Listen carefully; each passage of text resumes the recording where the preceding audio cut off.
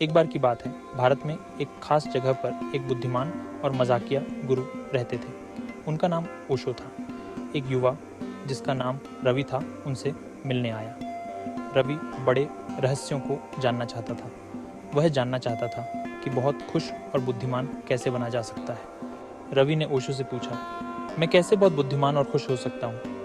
ओशो मुस्कुराए और बोले, तुम ज्ञान को खोज कर नहीं पाओगे, बल्कि उसे छोड़ कर पाओगे। रवि उलझन में पड़ गया। उसने पूछा, मुझे क्या छोड़ना होगा? ओशो ने मजाकिया अंदाज में कहा, तुम्हें अपने मन को छोड़ना होगा। रवि ने इसे समझने की पूरी कोशिश की।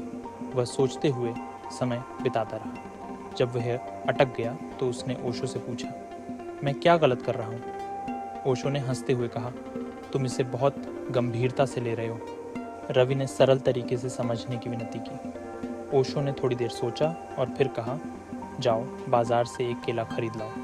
अगली सुबह रवि ने बाजार से एक केला खरीदा। ओशो ने उसे केला खाने के लिए कहा और फिर उसके स्वाद का वर्णन करने को कहा। रवि स्वाद का वर्णन नहीं कर पाया। तब ओशो ने समझाया, कुछ चीज़ें जैसे ज्ञान सीधे अनुभव करने के लिए होती हैं। यह केले के स्वाद की तरह है। समझाना मुश्किल, लेकिन अनुभव करने में अद्भुत। ये सुनते ही रवि को समझ आ गया कि जीवन का सत्य उसे हर पल जीने में है। साधारण से साधारण चीज़ों में भी खुशियाँ छुपी हैं, पर हम उन्हें व्यर्थ की चिंताओं और समझने की कोशिश में गंवा देते हैं।